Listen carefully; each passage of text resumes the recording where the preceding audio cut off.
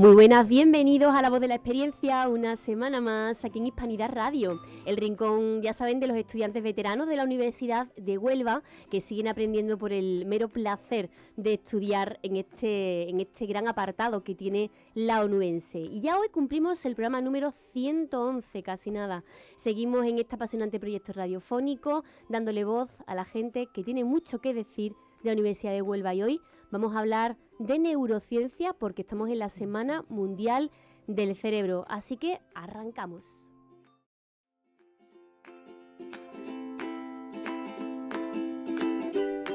Bueno, ahora sí arrancamos con los protagonistas de este programa, que son los alumnos del aula de la experiencia. Están con nosotros Manolo Rodríguez. ¿Qué tal, Manolo? Hola. Manolo Raya. Ah, Manolo Raya, es verdad, me he confundido. Es que si no me confundo con los apellidos no soy yo, Manolo. No te preocupes. Bueno, tengo que decir que a mi favor, que es que en este programa hay muchos Manolo y muchos Rodríguez, entonces al final uno se equivoca. ¿Qué tal? Bienvenido, Manolo Rayas. Encantado de estar aquí de nuevo. Está a tu lado también, que lo verán en pantalla, aquellos que nos sigan a través del canal de YouTube y de, por supuesto, también de Hispanidad Radio, en la web, Manuel Vázquez. Te lo he dicho bien, ¿no? Tu nombre. Conmigo has acertado, María. Buenos días a todos. Bueno, te tenemos normalmente en poesía, pero tú has tomado asiento aquí hoy, así que también vamos a charlar un poquito contigo, ya que estás por aquí, ¿te parece? Bueno, yo había venido aquí a rellenar un poco de espacio, pero... De nadie, aquí todo el mundo aporta, aquí nada se rellena. Bueno, tenemos también con nosotros a Andrés Molero, profesor de Neurociencia y Psicobiología de la Universidad de Huelva. Bienvenido, Andrés. Muchas gracias por la invitación. Ya no es la primera vez que nos acompaña, ya eres casi veterano de nuestro programa. Sí, señor, sí, señor. Y en esta ocasión tiene más mérito porque estoy un poquito con la garganta, como podéis comprobar, y con las fosas nasales. Yo creo que el tiempo nos tiene a todos un poco trastornados. Bueno, pero yo he estado todo el trastornados. invierno perfecto, sin ningún problema. Yo también, ¿eh? Hay que ver, Y ahora ahora, lo hemos puesto. pues para que veas. Fíjate. Bueno, ahora hablaremos más largo y tendido con Andrés. Vamos a seguir saludando a nuestros tertulianos, a Begoña Cueto. ¿Qué tal, Begoña? Bienvenida una semana más. Hola, una semana aquí, encantada de estar con vosotros. Y nosotros de tenerte. Y al ladito está nuestra Manoli Rodríguez, también ya es una asidua a este programa. Bienvenida, Manoli. Yo creo que amenazo con volver cada martes. Y aquí estoy uno más. Aunque llueva, aunque truene, aunque esté resfriada, aquí no se falta. Aquí no nos escapamos porque además yo creo que estamos enamorados de la radio, o enamorados todos. Qué bien, ¿verdad? De la radio. Y entonces pues esperamos que llegue el martes con ilusión a ver si ese martes tenemos cupo o no. Claro, porque cada vez son más los que quieren venir y yo estoy encantadísima, ¿no? De que cada semana, aunque es verdad que hoy en particular hay mucha gente pachuchilla, ¿eh? Vamos a mandarle un beso a todos los tertulianos que están de médico. O sea, Andrés, no somos los únicos, ¿eh? Hay muchos... Sí. Fastidiado alguno, hay que darle ánimo y que pronto lo tengamos por aquí. Claro que sí. Juan Manuel. Nuestro compañero Juanma, Diego. Sí. Un besito para todos. Bueno, ánimo. Bueno, y vamos a comentar un poco, porque decía al principio que vamos a hablar hoy del cerebro, porque se celebra del 19 al 21 de marzo, la Semana Mundial del Cerebro, y es una campaña para fomentar pues el apoyo público a la neurociencia. Y también para concienciar, un momento para concienciar a la población mundial acerca de la importancia que tiene este órgano y también de la salud cerebral. Es una fecha, a modo de apunte, que fue creada en el año 1996 por las organizaciones, a ver si lo digo bien, Dana Alliance for Brain Initiatives, DANAI, se deletrea, se pone la abreviatura, y la European Dana Alliance for the Brain. Bueno, una semana mundial del cerebro que a nosotros nos sirve de excusa para poner de relevo lo importante que es ejercitarlo, entre otras cosas, estudiando en el aula de la experiencia. Bueno, Andrés Molero, como decía, profe de Neurociencia y Psicobiología, tú también dabas este año la asignatura de Neurociencia en la universidad, en el aula de la experiencia, ¿no? No, en la universidad. Tú en el aula no tienes ninguna asignatura, ¿no, Andrés? No. A mí me reclutan cuando hay una baja, soy el plan B, pero en grado de psicología doy una asignatura, en el grado de medicina doy otra, pero aquí no. Pues mira. Aquí estoy para sacar las castañas. Bueno, Andrés, ¿qué dice la neurociencia moderna sobre la capacidad de aprendizaje, en este caso, como estamos con personas mayores de 55 años, sobre este sector de la población? Bueno, es una pregunta que tiene mucho que comentar, ¿no? Y sin tener muchos conocimientos previos, complicado, ¿no? Hasta explicárselo a los alumnos me cuesta. A ver, el cerebro es un órgano que por definición cambia, no es un órgano fijo, afortunadamente. Y eso permite en el ser humano y en los mamíferos en general aprender. Pero claro, al aprender, el cerebro tiene que cambiar de un estado en el que pues, las conexiones entre las neuronas son un poquito más perezosas, más débiles, y cuando aprendemos se hacen muy fuertes. Y eso ocurre hasta que morimos. Eso ocurre a lo largo de toda la etapa vital. Desde que nacemos, lo que pasa es que hay ventanas, y esto es fácil de entender, los niños aprenden fácilmente un idioma, y a un adulto pues aprender un idioma pues, le cuesta más. ¿Eso qué significa? Que el cerebro tiene menos capacidad de cambio, pero no se pierde totalmente. Entonces, yo tengo 57 años, o sea, todavía creo que puedo aprender cosas. El cerebro sigue siendo plástico, el cerebro sigue cambiando, pero obviamente está más limitado. Es algo fisiológico. Y como digo, cualquiera lo puede entender en algo muy puntual como es el lenguaje, ¿no? Aprender un idioma. Pero sí, no hay que preocuparse, con 50, 60, 70 años el cerebro es plástico y obviamente se aprende cosas. Y hay una ventana muy particular en la infancia con los niños donde esa plasticidad es a diario inmensa. Y entonces tienen esa capacidad de al cambiar su cerebro, aprender nuevos estímulos, ¿vale? Pero eso no significa que en personas de cierta edad no se pueda aprender. A lo mejor con cierta edad cuesta más recordar algunos nombres, ¿no? No sé si a vosotros os pasa a todos. Bueno, a mí también me pasa a veces, pero es verdad que a medida que parece que avanzan los años, pues, nos frustramos un poquillo de cómo se llamaba esta persona, ¿no? O cómo era aquel nombre. Sí, eso se llama anomia y es frecuente conforme se va avanzando la edad. Es que el lenguaje es una característica, es un proceso cognitivo muy complejo. Y es una característica que sí se ve afectada con el paso del tiempo. De hecho, nosotros acabamos de hacer un estudio, lo vamos a publicar inmediatamente, de 3 grupos de edad, personas de 60 a 70, 70 a 80, y luego personas con deterioro cognitivo. Personas con 60 hay muy poquita diferencia con los adultos, digamos, no ancianos. En los de 70 hay un poquito más, pero la única diferencia significativa es la edad de 80 años. Entonces, en el lenguaje, estoy hablando de un aprendizaje verbal, aprendizaje de palabra, memoria de palabra, una tarea, se llama el TABE. Y es curioso porque sí, pues las personas con 70 años pues tenían unas poquitas diferencias atribuibles obviamente a la edad. Pero eso que tú dices no es un problema de aprendizaje, simplemente que vamos perdiendo la capacidad de almacenar nombres y entonces, esto no me viene a la memoria, se llama anomia, eso es indudable que ocurre. Pero no es preocupante, ¿no? No es preocupante. Y hay personas que con 90 años tienen una memoria magnífica, con 80, y otras pues tienen un deterioro cognitivo. Igual que con 70 años, pues no suben la escalera, igual que con 40, pues la memoria también, y sobre todo se refleja en eso, en el nombre, porque tenemos que almacenar nombres abstractos, y eso se nos olvida. Pero no es preocupante, no hay que preocuparse. Y yo quiero, antes de darle paso a los compañeros que también tienen mucho que preguntarte, André, ¿en qué funciones cognitivas es superior el cerebro de una persona mayor frente al de una joven? Pues lamentablemente superior ninguna. Ninguna. Lamentablemente, pero superior no nos tiene que deprimir. Quiero decir, seguimos aprendiendo, podemos seguir teniendo buena memoria, pero que el cerebro sea más óptimo con 70 años que con 50 en la población normal no. Al final se va deteriorando como cualquier órgano, pero claro. Hay que relativizarlo todo, es decir, no se mejoran condiciones, pero nosotros, en este estudio que te digo, el grupo con 80 años, que tenía un poquito de deterioro en el aprendizaje del lenguaje, hacía una tarea de cubos, que es una tarea espacial, ¿vale? Localizar el cubo en una posición, lo hacían igual que los adultos sanos, digamos, y que los adultos ancianos, o sea, eso se ha preservado. Entonces, mejor no, porque fisiológicamente es imposible, pero hay funciones que sí que se pueden mantener. El aprendizaje espacial, porque esta tarea de cubo es espacial, encontramos que sí que se mantenía. O sea, pero mejor es complicado, porque es una cuestión fisiológica, ¿no? Claro, es antinatural, ¿no? El cerebro envejece y puede envejecer más o menos de manera saludable o no. Entonces, si envejece de manera saludable, no se van a mejorar funciones, pero se pueden preservar a un nivel razonablemente equiparable a un adulto, pero esa pregunta es muy atrevida. Mejor lamentablemente, no. Me he ido de positiva.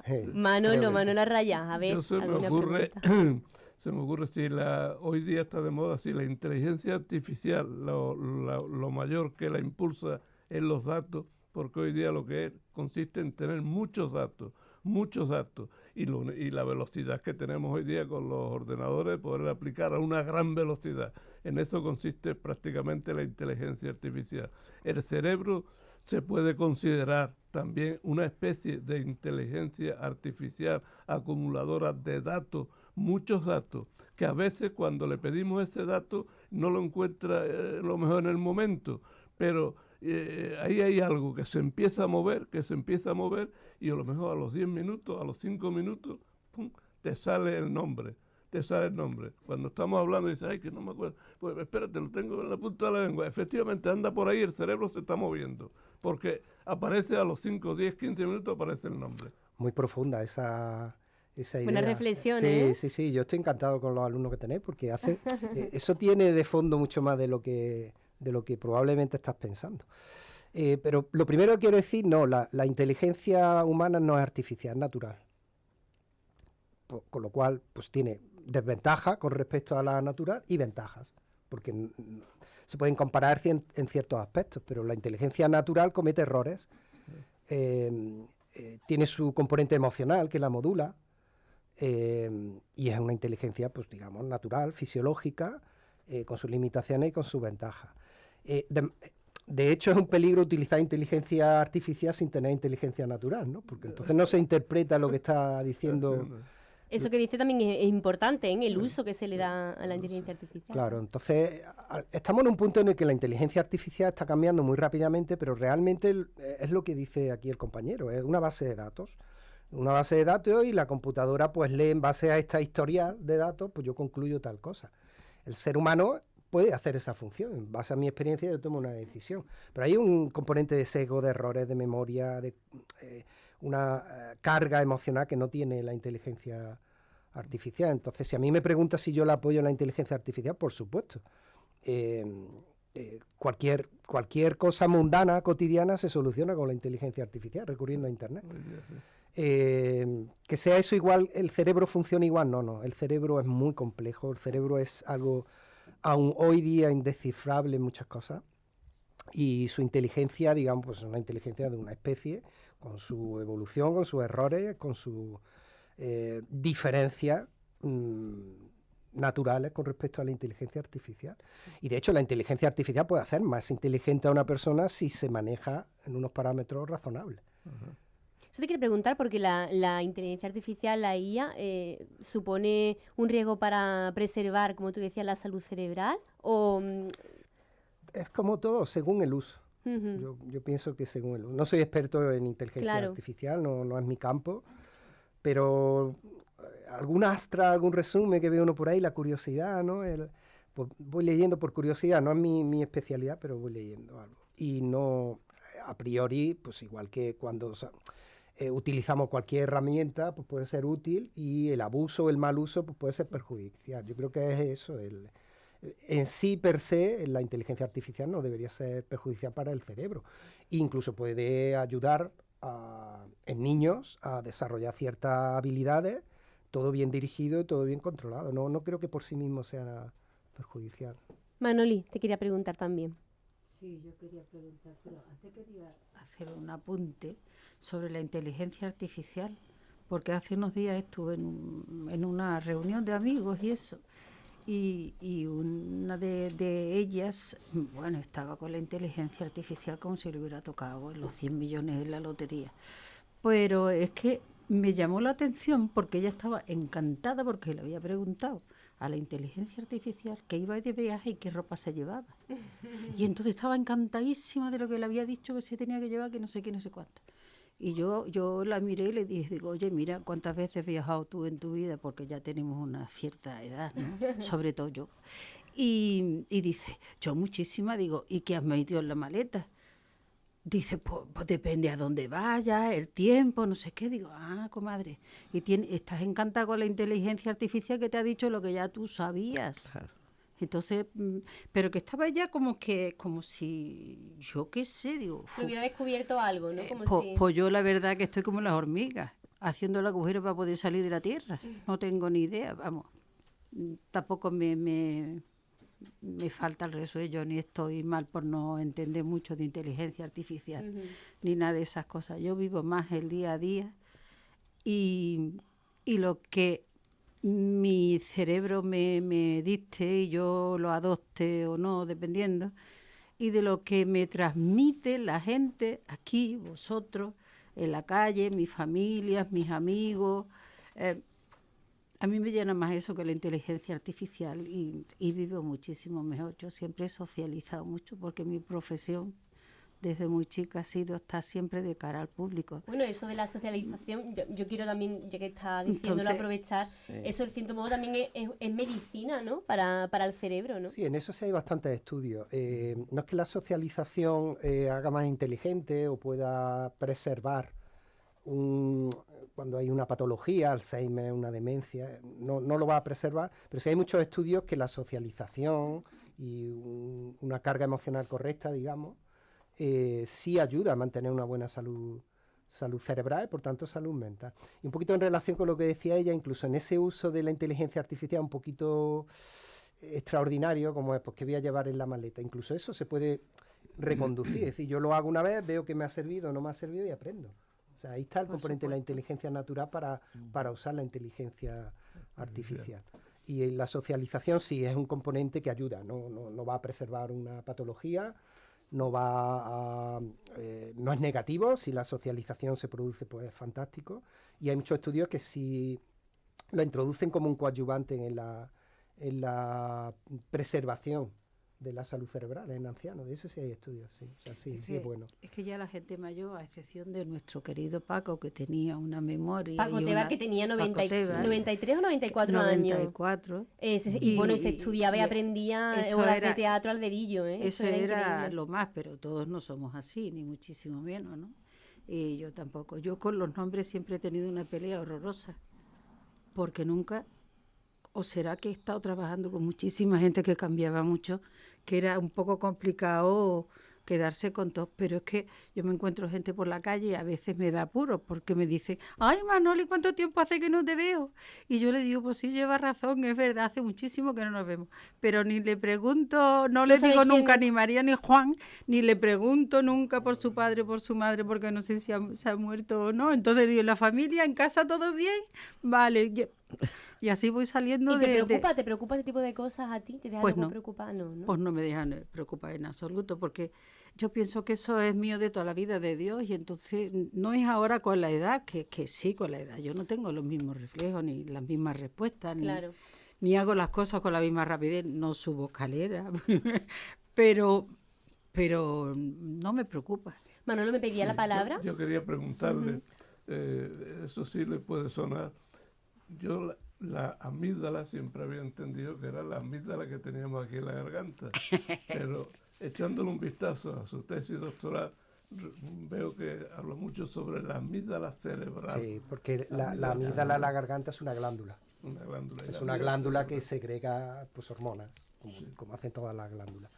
Pero en el cerebro hay una estructura cerebral que está relacionada con las emociones. Es una estructura, sobre todo con una emoción negativa. Cuando nos llevamos un susto, cuando tenemos miedo, cuando tenemos ansiedad, son unos pequeños núcleos que se vuelven hiperactivos en el cerebro y se llaman amígdalas.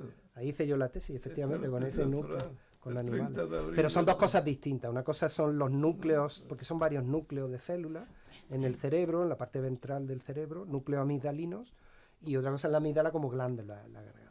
Son dos cosas distintas. ¿Y la amígdala cerebral? De la amígdala cerebral, esa no la había oído nunca. ¿Y qué función tiene eso? Es básicamente una estructura emocional y que permite también aprendizaje emocional. Ahí se pueden asociar estímulos emocionales con otros estímulos y aprenderse. Entonces, una estructura del sistema límbico, que es un gran sistema de distintas estructuras, con el hipocampo, los cuerpos mamilares, el fornix, la fimbria, en fin, muchas estructuras, y una de ellas es la amígdala.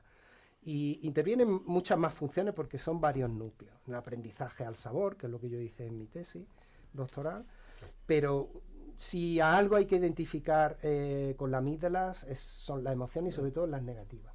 Cuando tú estás mal, te sientes... De hecho, los ansiolíticos, que son las sustancias utilizadas para reducir la ansiedad, obviamente una vez que atraviesa la barrera llega a todo el cerebro. Pero cuando actúa en la amígdala, reduce la actividad de una célula que están hiperactiva causando esa ansiedad y tiene un efecto ansiolítico. Fíjate. Entonces las amígdalas son pequeños núcleos que son muy importantes para las emociones. Sin duda el cerebro es un campo apasionante, ¿no? No sé si fuiste tú, Andrés, o otro profesor de la universidad que nos dijo que que yo creo que estaría toda la vida estudiando el cerebro y nunca le daría tiempo para aprender todo Sí, sobre sería él, yo, ¿no? porque yo Creo que eras tú, sí. cuando yo acabé mi carrera y yo dejé de estudiar o ya no esté en este mundo, todavía no se sabrá del cerebro nada de lo que se pretende saber.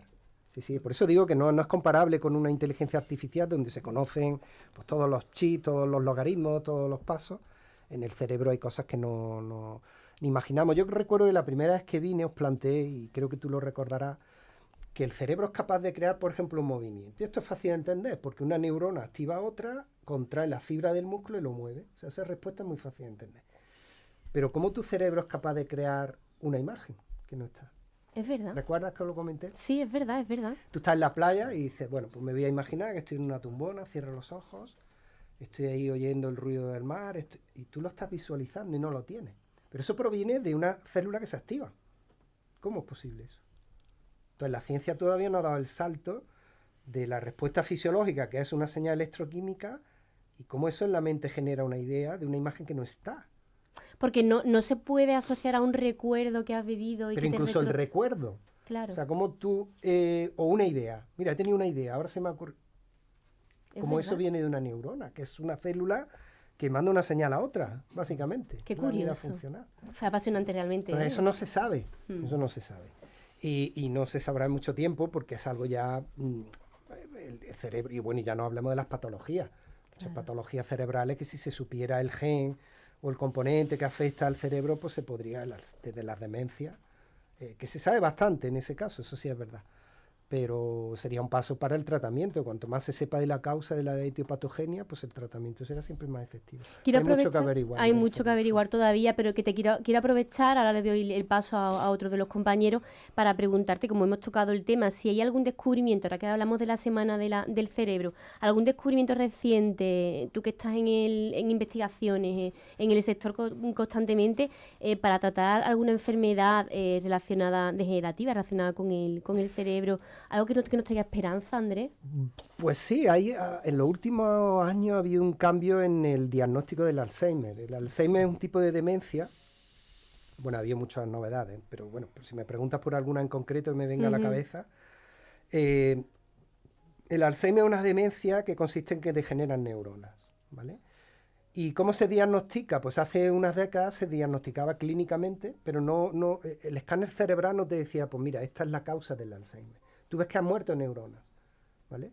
Y por la clínica, los clínicos sospechaban, el diagnóstico no era al 100%, pues era un probable Alzheimer. ¿Por qué? Pues porque hasta que no post-mortem vea las placas seniles y los ovillos neurofibrilares, que son los que causan la muerte celular, no puedes diagnosticar que sea esa la causa. Se hace post-mortem. Ujú. Porque, insisto, solo había la clínica y las técnicas de neuroimagen nos muestran lo que ocurre en el interior de la célula que las mata.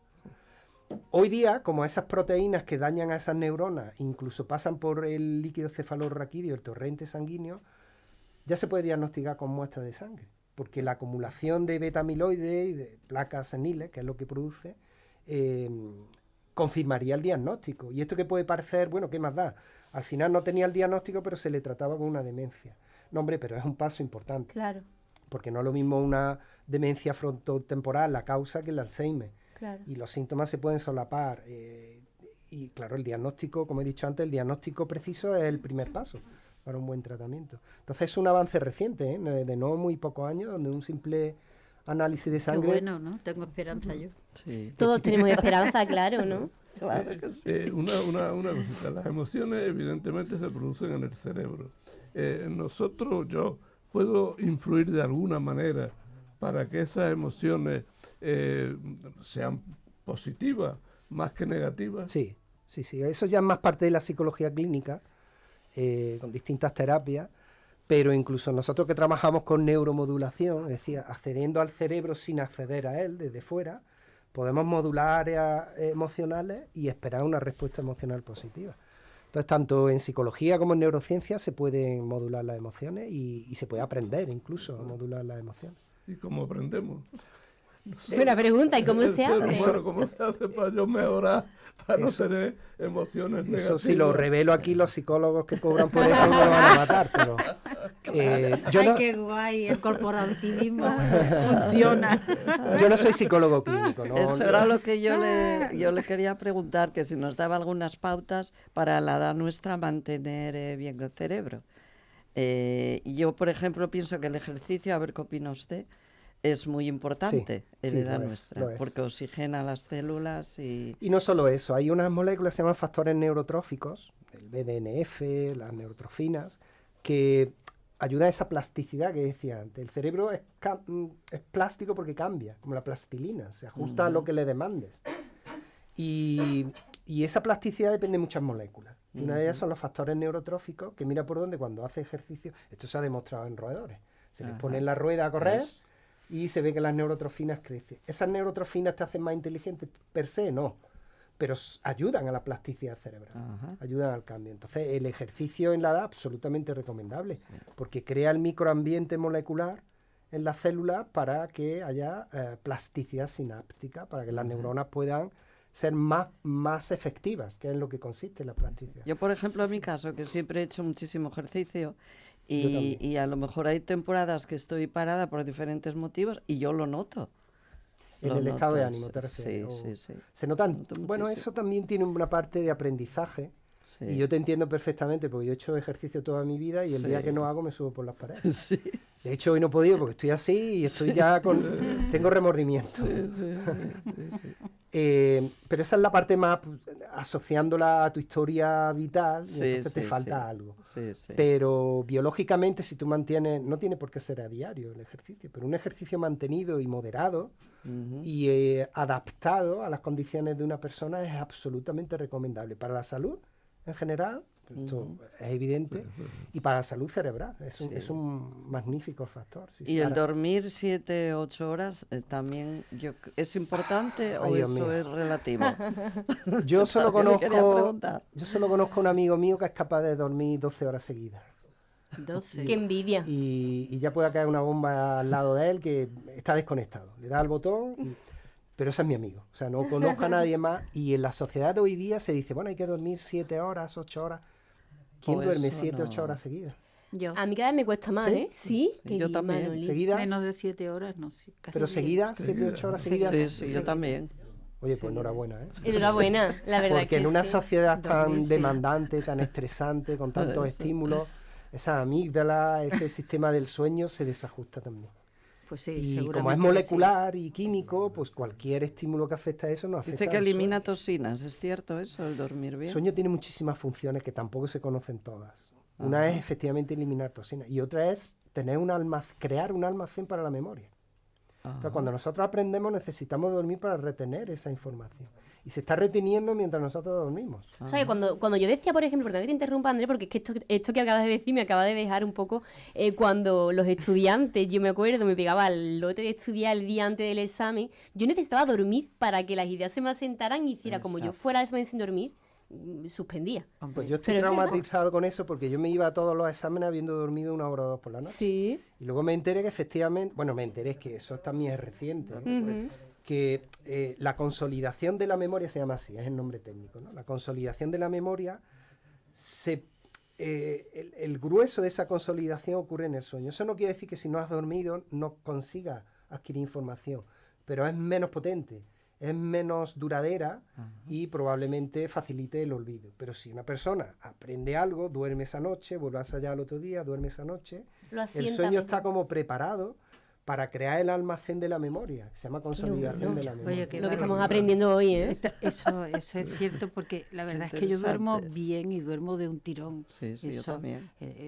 Pero tan solamente he tenido sueños vigilantes, como yo le digo, cuando he sido madre y tenía la cuna Claro. del niño al lado.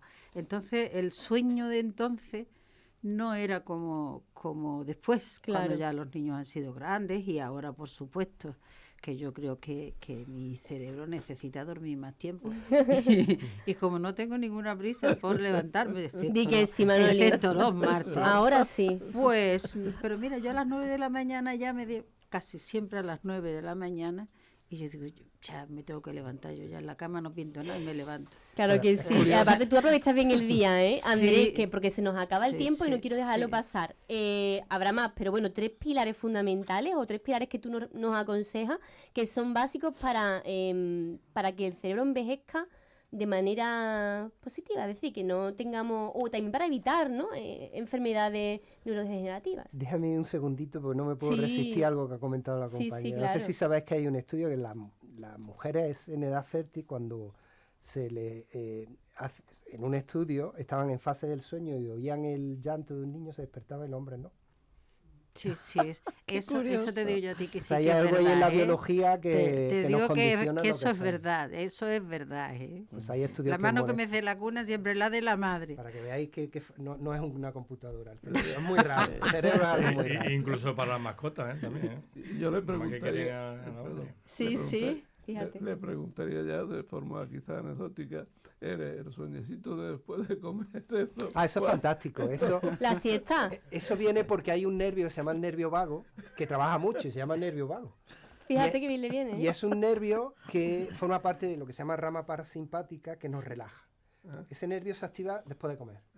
Cuando hemos comido, prepara el cuerpo para descansar. Claro. Y nosotros cuando estamos en una situación estresante, ese nervio no trabaja y trabajan otros nervios, la rama simpática que se llama. Entonces tenemos como 2 estados, activación y descanso.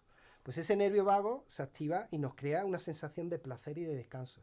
¿Qué pasa? Si a eso le pone una temperatura adecuada y termina de comer un buen festín y un buen sofá, o no, o cualquier sitio, hay gente que se duerme de pie, pues el nervio vago Envidias a empieza a él. trabajar y es normal, es fisiológico. Sí, sí. pues. Yo adoro ese nervio.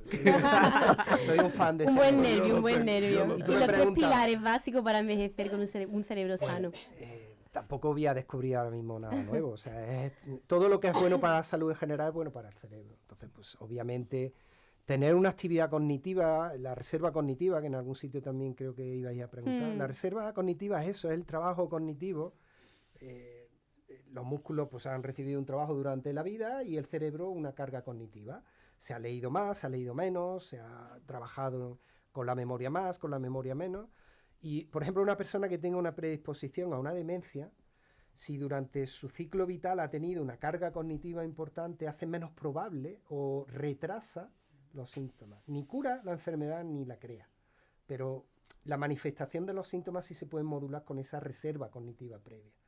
Entonces la conclusión es, bueno, pues sería bueno tener reservas cognitivas, es decir, leer, hacer trabajos cognitivos importantes, no necesariamente muy intelectuales, es decir, incluso videojuegos, cosas, leer cómics, no sé, tampoco algo muy intelectual. Estudiar en el aula de la experiencia. Estudiar en el habla de la experiencia, meditar, reflexionar, hacer preguntas tan acertadas. Eso. El yoga y la meditación es Sociabilizar bueno también, ¿no?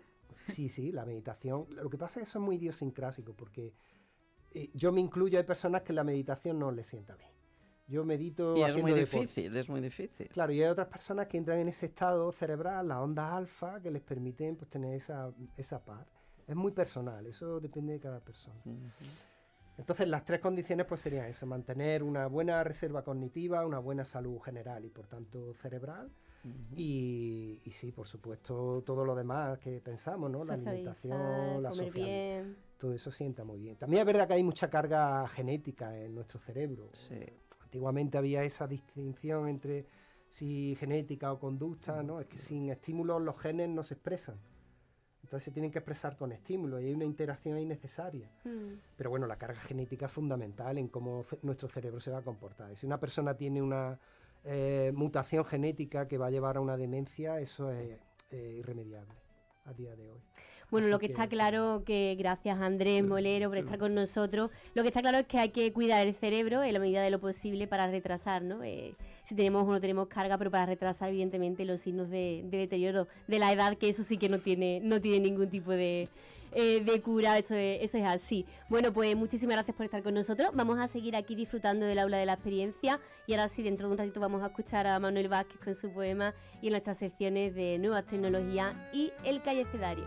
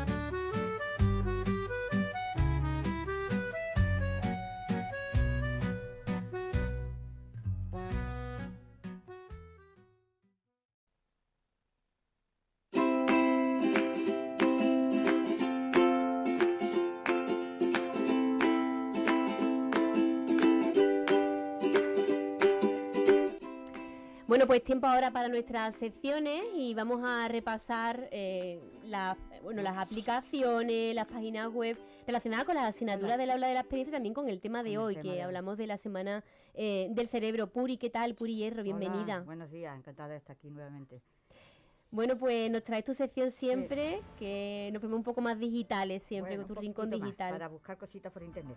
Bueno, ya hemos comentado, aquí ha comentado que esta semana es la Semana Mundial del Cerebro, que bueno, ya ha dicho María que se instauró en 1996 desde América.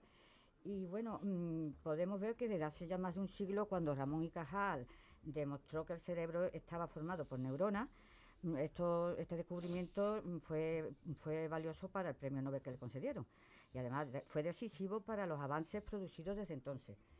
En el siglo XXI podemos analizar el cerebro con escáner y hasta intentar imitar a través de la inteligencia artificial, pero aún queda mucho camino por recorrer, como hemos estado hablando, ¿no? Si queremos un poquito ver sobre las partes del cerebro, las partes que tiene el cerebro, podemos buscar un podcast que se llama ¿Cómo funciona el cerebro? En Spotify, para darnos una noción física, digamos, del cerebro. Pero vamos a irnos a una página de internet que se llama Agencia Sin Cerebro, ponemos cerebro, y entonces en un estudio reciente está publicado en la revista Science sobre la conexión intestino-cerebro y cómo la salud de nuestro aparato digestivo, o sea, lo que es la microbiota que ahora se habla tanto, influye en el deterioro cognitivo y de la memoria. O sea, hay un estudio reciente, se ha publicado en marzo, creo, que también influye la alimentación. Sí, hacen una relación. Después también podemos, si queremos un poco ahondar en el tema de lo que son los conocimientos cognitivos y cómo la vejez puede afectar, existe una página que se llama El envejecimiento cerebral, qué es y por qué no es solo una cuestión de edad. Es de la Fundación Maragall y tiene bastantes cositas por ahí. En YouTube podemos también, ponemos, ¿verdad? Es una entrevista muy buena, la educación, la plasticidad y el cerebro, de Javier de Felipe, es un neurocientífico, ¿sabes? Yo quería hablar en cuanto también a la Semana esta de la Ciencia, en las facultades de Sevilla, de Biología y Medicina y Psicología.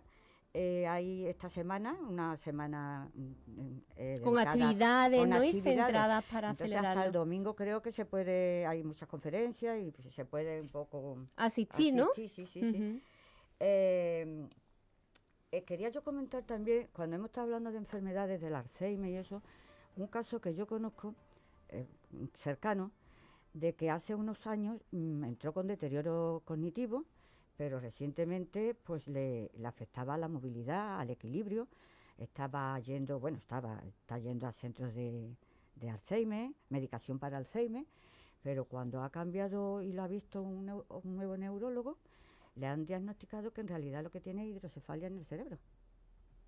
¿Sabes? Que no es Alzheimer, es hidrocefalia. Que la hidrocefalia, que te operan, hombre, cogida a tiempo, te operan y te pone como una válvula, digamos, que el líquido encefalorraquídeo pueda desaguar vamos, coloquialmente, pues te mejora bastante lo que es la movilidad y si está cogido a tiempo, incluso el deterioro cognitivo. Lo importante que es, ¿no? Sí, prevenir. Prevenir, porque es que hay veces que todo, nada más que te falta un poco la memoria, todo es Alzheimer, ¿no? Hay cosas que no son Alzheimer. Claro. Y un buen diagnóstico es bastante interesante para llegar a que tú puedas recuperar por lo menos funciones básicas, ¿sabes? Muy bien. Y es que este caso lo he conocido hace poco y quería comentarlo por si alguien tiene un familiar que tiene esta especie de, porque son 3 síntomas muy concretos, que es deterioro cognitivo, la movilidad, que se le va el equilibrio, y empieza ya también con escapadas de sus funciones de esfínter y eso, esos tres factores influyen mucho para ese diagnóstico. Por si alguien lo escucha y tiene algún familiar. Pues muchísimas gracias, Puri. Por eso lo he comentado. Entonces, en cuanto a las asignaturas que tenemos en el aula. Ya que estábamos hablando de cerebro, pues me he ido a la asignatura Neuropsicología de la atención, la percepción y la memoria. Este es de tercer curso. En YouTube ponemos ¿por qué olvidamos? Y algunas cosas, ¿por qué olvidamos algunas cosas y otras no? Es de un neuropsicólogo que se llama Saúl Martínez Hora. También bastante interesante.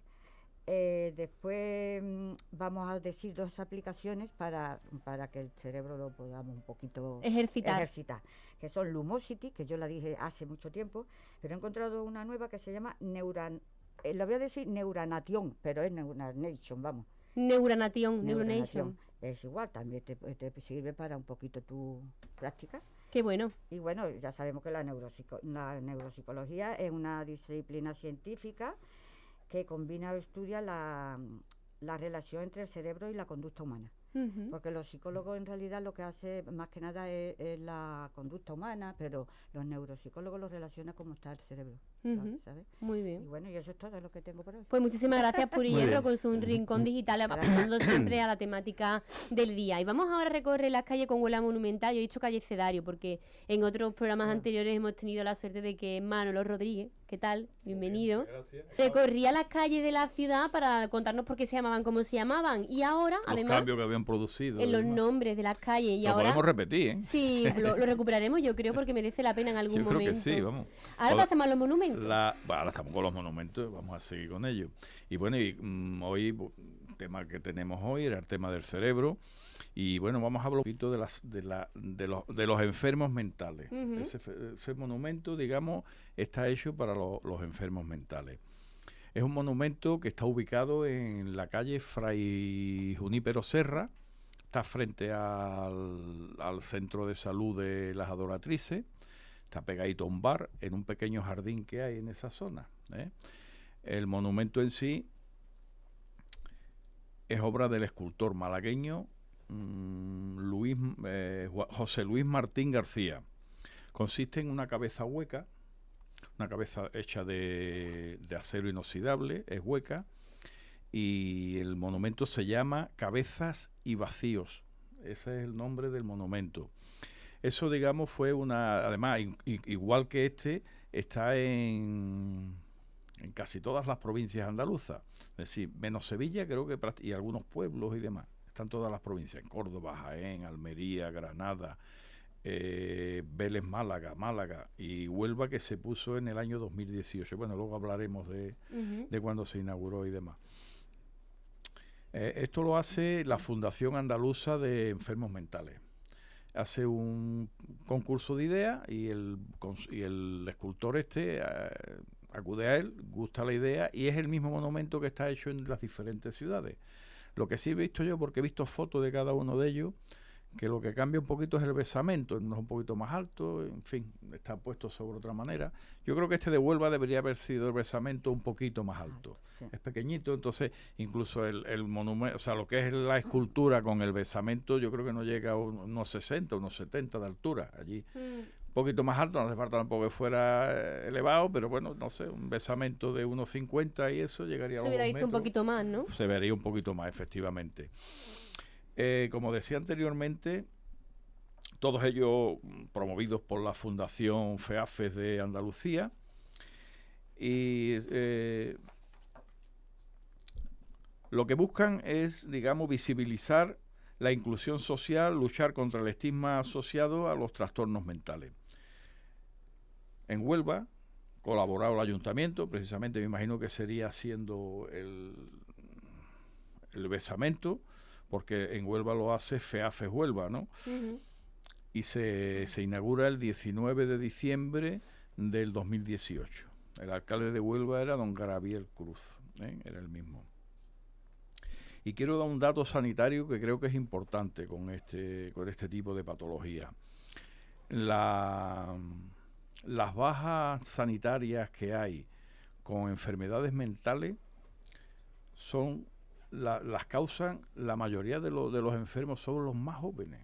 Es decir, importante este dato, es decir, los pacientes con bajas más largas que hay son pacientes jóvenes. Los que cursan este tipo de patología son las bajas que tenemos. Y con respecto a este monumento, que es muy cortito, bueno, pues aquí hemos llegado.